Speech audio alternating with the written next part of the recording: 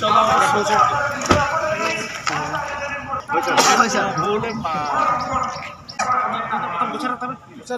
মোৰ ধৰক, এইটো তোমাৰ ধৰক।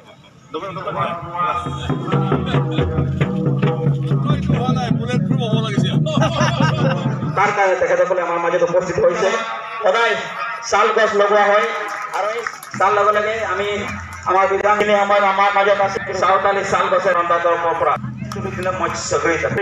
ইজৰাইল আমাৰ ইমানেই জুলুম অসমত।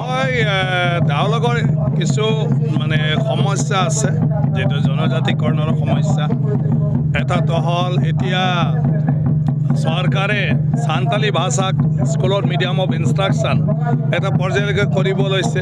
এতিয়া আহিল স্ক্ৰিপ্টৰ সমস্যা, গতিকে এটাৰ পিছত এটা। এতিয়া আদিবাসী ডেভেলপমেণ্ট কাউন্সিল হ'ল, আশা কৰিছোঁ সেইটোৰ দ্বাৰা বহুখিনি হ'ব। জনজাতিকৰণৰ ইছ্যুটো মুখ্যমন্ত্ৰী ডাঙৰীয়াই চাই আছে আৰু এটা প্ৰক্ৰিয়া চলি আছে যে তাত মানে ৰিজাৰ্ভেশ্যন কিবা কিবি এইবিলাক সুকীয়াকৈ সব বস্তু চাই ফালে মিলাই দিব লাগে। গতিকে এইবিলাক হ'লে সব হৈ যাব।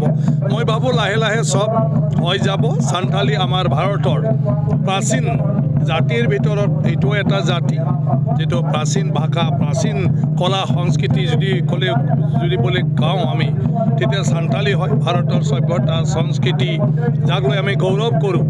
আজিও তেওঁলোকে ভাৰতীয় যি জাতীয় সভ্যতা সংস্কৃতি ৰীতি ৰিৱাজ সেইটো ধৰি ৰাখি আছে। বহুতে উন্নয়নৰ নামত ডেভেলপমেণ্টৰ নামত হেৰুৱাই পেলালে, কিন্তু সান্থালীয়ে আজিলৈকে ৰাখি আছে। আৰু সান্থালীৰ এই সংস্কৃতিটোৱে ভাৰতক মানে বিশ্বৰ দৰবাৰত এটা মানে গৌৰৱ মানে কি কয় গৌৰৱ হিচাপে এটা চবতে পৰিচিত কৰি দিয়ে। গতিকে সেই জাতিক লৈ আমি প্ৰাউড কৰিব পাৰোঁ বা আমি প্ৰাউড কৰোঁ সেইটো লৈ। আজি সদৌ চৌতাল ছাত্ৰ সন্থাৰ 19তম প্ৰতিষ্ঠা দিৱস আৰু 14তম কেন্দ্ৰীয় বাৰ্ষিক অধিৱেশন। আজি সদৌ চৌতাল ছাত্ৰ সন্থাৰ যি ডেলিগেট ছেশ্যন হ'ল, ডেলিগেট ছেশ্যনত সদৌ চৌতাল ছাত্ৰ সন্থাই এই 70 বছৰে বা স্বাধীনতা পিছৰ পৰাই চাওতাল জনগোষ্ঠীক যি অসম চৰকাৰে প্ৰতাৰণা কৰিছে, প্ৰবঞ্চনা কৰিছে, তাৰ বিষয়বস্তু লৈ আজি সদৌ চৌতাল ছাত্ৰ সন্থাৰ ডেলিগেটত বহলভাৱে আলোচনা কৰা হ'ল।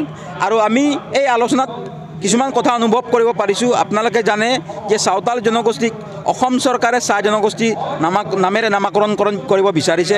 আৰু চাওতালসকলক চাহ জনগোষ্ঠী হিচাপে যদি নামাকৰণ কৰে, সেই চৰকাৰে চাওতাল জনগোষ্ঠীৰ কলা কৃষ্টি সংস্কৃতি সাহিত্য ভাষা সকলো শেষ কৰাৰ এক ষড়যন্ত্ৰ কৰিছে। তাৰ বিৰুদ্ধে সদৌ চৌতাল ছাত্ৰ সন্থাই আমি জন্মলগ্নৰ পৰাই প্ৰতিবাদ কৰি আহিছোঁ। আৰু অসম চৰকাৰক ক'ব বিচাৰিছোঁ আৰু কৈছোঁ যে চাওতাল জনগোষ্ঠীৰ ভাষা পবিত্ৰ সংবিধানৰ অন্তৰ্ভুক্ত ভাষা। চাওতাল জনগোষ্ঠীৰ ভাষা অষ্টম অনুসূচীত অন্তৰ্ভুক্ত ভাষা। তাত মাইথালী, ডোংৰী, বড়ো আৰু চাওতালী একেলগে অন্তৰ্ভুক্ত হৈছিলে। সেই ভাষাৰ স্থান আজি ইউনিভাৰ্চিটি গৈ পালে, কিন্তু চাওতালী ভাষাৰ স্থান আজি তাতেই থাকি গ'ল। অথচ চাওতালসকলক চাহ জনগোষ্ঠী হিচাপে নামাকৰণ কৰি চাওতালৰ ভাষাক নিষেধ কৰাৰ ষড়যন্ত্ৰ অসম চৰকাৰে ৰচিছে। এই কথাত আমি স্পষ্টভাৱে ক'ব বিচাৰিছোঁ যে অসমত থকা খিলঞ্জীয়া চাওতালসকলৰ ভাষাটো জীয়াই ৰাখিবৰ কাৰণে অসম চৰকাৰে চাওতাল জনগোষ্ঠীক জনজাতিকৰণ প্ৰদান কৰিব লাগে। চাওতাল জনগোষ্ঠীৰ জনজাতিকৰণ প্ৰদান ক্ষেত্ৰত কিন্তু অসম চৰকাৰে নতুনকৈ এমেণ্ডমেণ্ট বিল আনিব নালাগে। ইতিমধ্যেই বৃহত্তৰ ভাৰতবৰ্ষৰ যিখিনি অঞ্চলত চাওতাল জনগোষ্ঠী বসবাস কৰি আছে, সেই অঞ্চলত যিহেতু চাওতাল জনগোষ্ঠী ইতিমধ্যেই জনজাতিকৰণ লাভ কৰিছে, তাৰমানে কি অসমত থকা খিলঞ্জীয়া চাওতালসকলৰ 5টাকৈ বৈশিষ্ট্য একেবাৰে পৰিপূৰ্ণ। 5টাকৈ বৈশিষ্ট্য আমাৰ পৰিপূৰ্ণ। আৰু অসম চৰকাৰে আমাক নতুনকৈ জনজাতিকৰণ প্ৰদান কৰাৰ কোনো দৰকাৰ নাই। অসম চৰকাৰে অকল সৎ ইচ্ছা কৰিলেই চাওতাল জনগোষ্ঠী কিন্তু জনজাতিকৰণ লাভ কৰে। কিন্তু অসম চৰকাৰে চাওতালসকলক জনজাতিকৰণৰ পৰা বঞ্চিত কৰি অন্য কি প্ৰকাৰে চাওতালসকলক শোষণ কৰিব পৰা যায় তাৰহে অসম চৰকাৰে বিবেচনা কৰি আছে।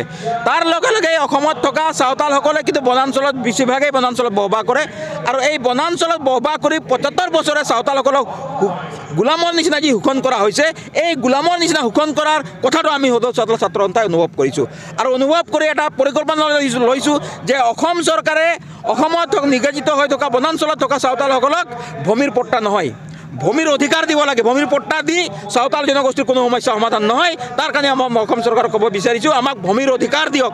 যিহেতু চাওতালসকলৰ ভূমি প্ৰটেক্টেড ক্লাছৰ ভূমি হয়, কিন্তু সেই প্ৰটেক্টেড ক্লাছৰ থকা ভূমিখিনি আজিৰ দিনত পানীৰ দৰত বিক্ৰী হৈছে, কোনোবা মদৰ দৰতে বিক্ৰী কৰিছে। আৰু এই প্ৰটেক্টেড ক্লাছৰ তাৰ মানে অৰ্থ কি?